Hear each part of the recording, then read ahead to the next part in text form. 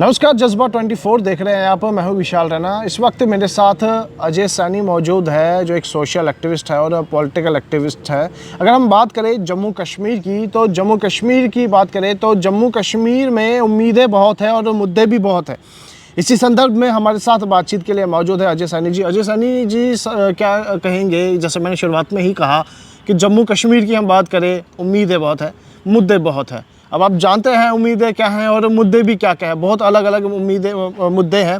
मैं चाहे अगर बात करूं फायर एंड एमरजेंसी की, डेली वेजर्स में आप हर कोई लगा लीजिए। मैं बिजली की मैं बात करूं, बिजली की बिल की मैं बात करूं, तो अपना जो नई बस्ती की बाज़ार एसोसिएशन की मैं बात करूं, तो क्या कहेंगे इस पर? देखिए, आपने बिल्कुल सही कहा कि किस तरह से हमारे जम्मू जो है पिछले कई वर्षों से, आप देख लीजिए 70-75 वर्षों से प्रताड़ित हो रहा है। हर एक छोटी छोटी अपनी मांग के लिए लोगों को सड़कों पर आना पड़ता है।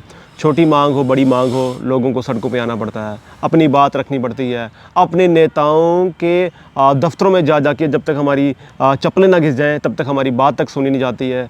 तो इस तरह के मुद्दे, जिस तरह आपने डेली वेजर्स की बात की, तो ये तो बहुत पुराना मुद्दा है। और इसमें आप PHE ले लीजिए, आप PWD ले लीजिए, PDD ले लीजिए, सारे विभाग उसमें मौजूद हैं जो मिलकर अपनी आवाज़ रख रहे हैं और पिछले कई वर्षों से लगातार निरंतर ये प्रदर्शन करते आ रहे हैं। सरकार के समक्ष अपनी जो पीड़ा है वो रख रहे हैं कि किस तरह से 8,000 पे, 6,000 पे, 10,000 पे अपने परिवार का पालन पोषण करना और अपनी जानों का, प्राणों का बलिदान देना, लोगों को सर्विस देते हुए, और उसके बाद भी सरकारें हों, LG प्रशासन हो, सब ने सिर्फ वादे के और कह लीजिए कि सिर्फ़ और सिर्फ उन्हें एक जुमला देना कि आपको हम इलेक्शंस के बाद पक्का करेंगे। मगर स्थिति ये है कि यहाँ जो स्थिति टस से मस नहीं हो रही, उनके फेवर में, हमारे लोगों के फेवर में आज कुछ भी नहीं है। इस तरह की जो उम्मीदें, आपने शब्द इस्तेमाल किया, उम्मीदें, लोगों ने उम्मीदें लगाई थी कि LG प्रशासन ने यहाँ पर कुछ नहीं किया। LG प्रशासन की जो मानसिकता है वो जम्मू के फेवर में इसलिए नहीं है क्योंकि वो यहाँ के है भी नहीं है। अब जो सरकार यहाँ पर बनकर आई है वो कहीं ना कहीं जम्मू कश्मीर की है, मगर वहाँ उन पर भी आरोप लगाए इसलिए जा रहे हैं क्योंकि उन्होंने भी अपने मैनिफेस्टो में जो भी की पॉइंट्स रखे थे, क्या वो फुलफिल किए? नहीं फुलफिल किए, मात्र उन्हें छूने का काम किया है। जैसे आप देख लीजिए कि आज ट्रांसपोर्ट की बात की जाए कि महिलाओं के लिए सेवा रखी गई, आज बात की गई कि उसमें राशन का जो है डबल दिया जाएगा, और भी बड़े सारे वादे किए गए थे। मगर उसमें अगर आप एक पॉपुलेशन लाखों की है, उसमें आप सिर्फ 1% को बेनिफिट देते हैं, जो हमारे समाज में यहाँ मेरे को लगता है उपलब्ध भी नहीं होगा, मौजूद नहीं होगा, तो उसमें कहीं ना कहीं आपने उन चीज़ों को छूने की कोशिश की है और आपने उनको अंजाम तक नहीं लेके गए। उसमें सबसे बड़ा मुद्दा जो आज फायर एंड इमरजेंसी का प्रोटेस्ट भी हुआ, और उससे भी बड़ा मुद्दा है हमारा बिजली का। एक चीज़ और कहूँगा, फायर एंड एमरजेंसी की बात करें तो आज भी लाठीचार्ज हुआ। यहाँ पर अगर बात करें सेक्टर के बाहर, मतलब उससे पहले ही जो आप इंदिरा चौक के जो रोड है वहाँ पर डेली वेजेस, वहाँ पे भी लाठीचार्ज हुआ। तो मतलब इस पर हम क्या कहेंगे कि मतलब आवाज़ उठाना, अपना वो आवाज़ उठा रहे हैं और उसके ऊपर लाठीचार्ज होना, इस पर क्या कहेंगे? डेमोक्रेसी का गला घोटना।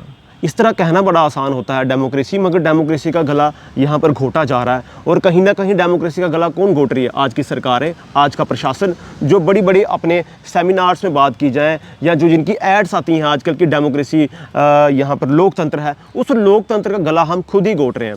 मुझे बताइए, आप जब जेन्युइन डिमांड्स लोगों की होती है, जब फायर एंड इमरजेंसी जैसा विषय आपके समक्ष रखा जाता है, जिसमें कहा जाता है कि RK गोयल के अंडर उनकी लीडरशिप में जो एक कमेटी फ्रेम की जाती है कि आप हमें जो सबूत हैं वो पेश कीजिए, अगर लगता है आपको फायर एंड इमरजेंसी में कोई घोटाला हुआ है। सबूत पेश करने के बावजूद भी उन्हें कई साल लग जाते हैं ACB द्वारा FIR लगाने में, और FIR लगने के बाद जब कहीं लोगों को एक सांस मिलती है, उन एस्पायरेंट्स को, कि अब जाके हमारे साथ इंसाफ होगा, वो बच्चे जो 10वीं कक्षा में पढ़ते हैं, जिनके 100 में से 100 अंक आ रहे हैं, और वो जिन्होंने PG किया हुआ है उनके 100 में से 56 अंक आ रहे हैं, इतना बड़ा हमारे साथ दुर्भाग्यपूर्ण स्थिति हमारे जम्मू कश्मीर के साथ घटी। 50 वर्ष के इंसान को नौकरी मिल जाती है, उसमें ऐसे लोगों को बाहर ही निकाला जा रहा। तो जब लोगों को एक उम्मीद दिखती है और उम्मीद के बाद जब लोगों को लाठियां पड़ती हैं, तो ये डेमोक्रेसी का गला घोटना हो गया।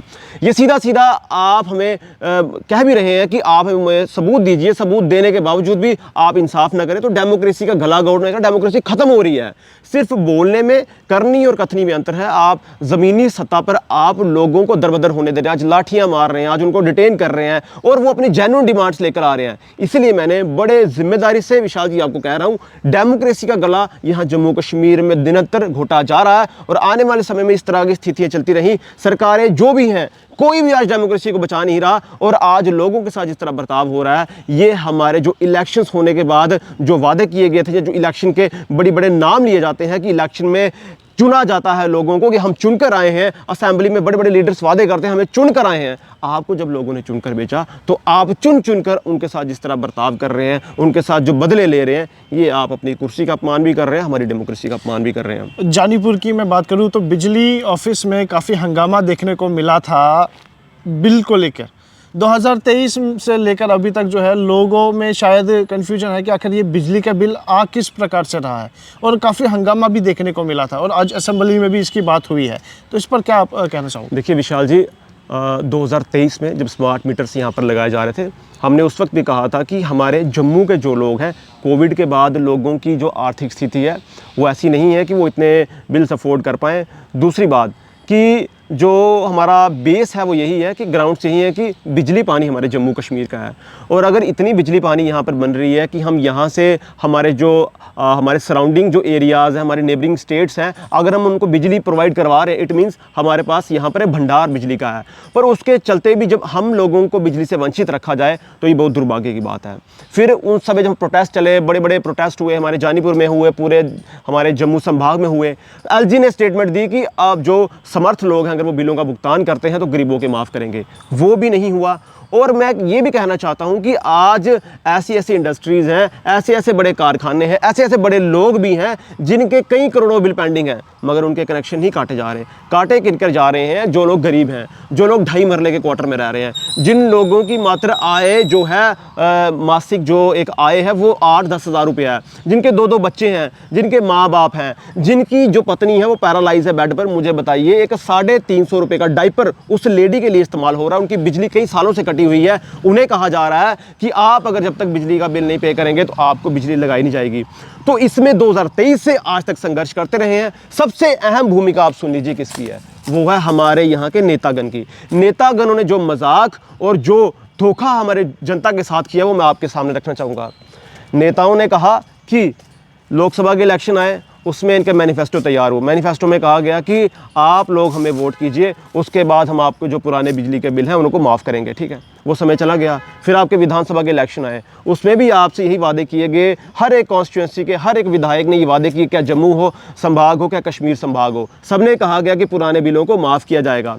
अब लोगों ने जिस तरह मैं आपसे कहा कि लोगों को लगा कि 1 साल बीच में चला गया और वो बिल जो पुराने थे वो नहीं आए लोगों के घरों में, तो लोगों को यही हुआ कि अब जाके जो हमारे नेतागण थे हमारी आवाज़ सुनी है और हमारे बिल माफ़ हो चुके हैं। मगर एकदम से होली के एक दिन पहले जिस तरह लोगों को बिल थमा दिए जाते हैं, 1.5 लाख, 75,000, 3 लाख, 9 लाख, और उन्हें कहा जाता है कि 31 मार्च के पहले आपको ये बिलों का भुगतान करना होगा। नहीं करेंगे तो जो एमनेस्टी स्कीम के माध्यम से जो आपके थोड़ा बहुत इंटरेस्ट माफ़ हुआ था उसको बीच में ऐड ऑन करके अब आपके बिल 9 लाख से स्टार्ट हो जाएंगे, जिसका 9 लाख बिल है।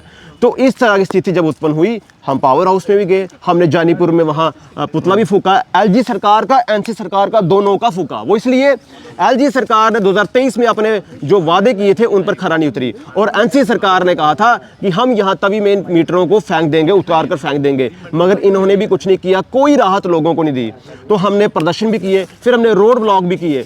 अब जाके जब हमने अपने जो विधायक हैं हमारे नॉर्थ कॉन्स्टिट्यूंसी के, श्यामलाल शर्मा जी, उन तक हमने अपनी बात रखी और उन्होंने हमें कहा कि आप अपनी जो कॉन्स्टिट्यूंसी है उसके जितने भी बिल हैं, कंज्यूमर आईडीज़ हैं, उन सब को कलेक्ट करके आप डेटा मुझे फॉरवर्ड कीजिए। और हमने उन्हें अपना डेटा फॉरवर्ड कर दिया है। आज असेंबली में भी आवाज़ रखी गई है। यही मेरा कारण है आपसे बात करने का कि लोगों को बताया जाए कि हमारे जो विधायक हैं उन्होंने अपनी बात वहाँ पर रखी है।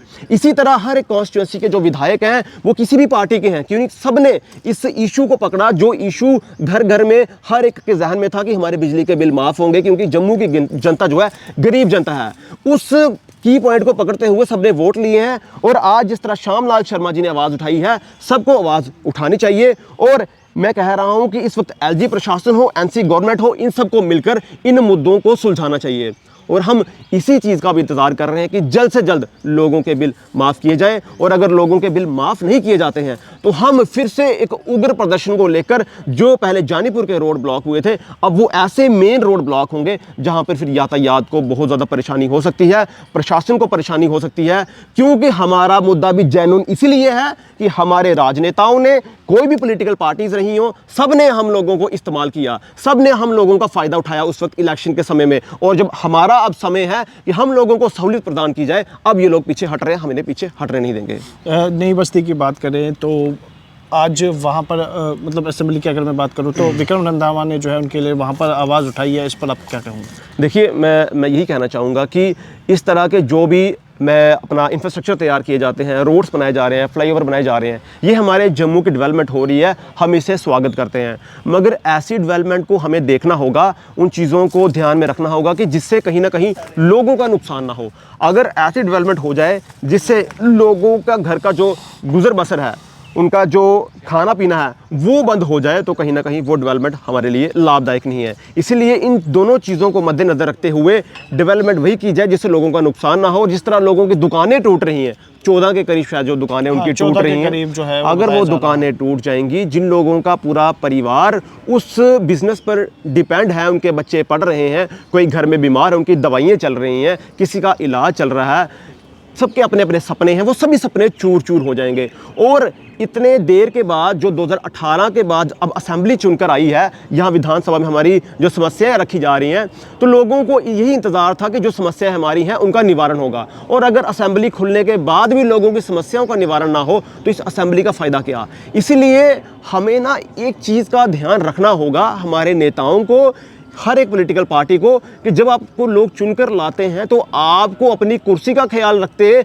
आपको उस सभा का, उस विधानसभा का, उस असेंबली का मान सम्मान रखना होगा। वो ऐसे रखा जाएगा कि लोगों के मुद्दे सुलझाए जाएं, ताकि लोग भी कहें कि इस असेंबली में हमने लोगों को चुनकर भेजा, इतना पैसा, इतना जो फंड्स यहाँ पर इलेक्शन के समय में वेस्ट होते हैं वो किस काम आए? आखिर लोगों को फ़ायदा क्या हुआ? जब लोगों को फ़ायदा होगा तो उस चेयर का भी मान सम्मान होगा, स्पीकर की का, उस चीफ मिनिस्टर का भी सम्मान होगा, और उस असेंबली का भी मान सम्मान बना रहेगा। वरना ये असेंबली वही गिनी जाएगी कि जो चौराहों में खड़े होकर लोग यूं ही फरमान जारी कर दिए करते हैं और झूठे वादे करते हैं अपने पर्सनल बेनिफिट्स के लिए, और बाद में लोगों को साइड कर दिए जाते हैं। उसमें और उसमें कोई अंतर रहेगा नहीं। इसलिए नई बस्ती का जो इशू है वो जेन्युइन है, लोगों का जो बिजनेस है वो ख़त्म नहीं होना चाहिए। उसके लिए सरकार को बढ़ चढ़ कर आगे ऐसे प्लान वहाँ पर इम्प्लीमेंट करना चाहिए, एग्जीक्यूट करना चाहिए, जिससे लोगों को नुकसान ना हो और डेवलपमेंट साथ ही साथ निरंतर चलती भी रहे। शुक्रिया हमारे साथ बने रहने के लिए। तो ये हमारे साथ अजय सैनी मौजूद थे बातचीत के लिए, और जम्मू कश्मीर के काफ़ी मुद्दों को लेकर जो है बातचीत हुई है। अब देखना ये है कि क्या सरकार जो है लोगों के उम्मीदों पर जो है खरा उतर पाएगी कि नहीं। आपकी क्या राय है? कमेंट बॉक्स में अपनी राय ज़रूर रखिएगा और इस खबर को ज़्यादा से ज़्यादा शेयर कीजिएगा। अभी के लिए बस इतना ही। देखते रहिए जज्बा 24। मुझे और मेरे वीडियो जर्नलिस्ट राजवीर को दीजिए इजाज़त। धन्यवाद।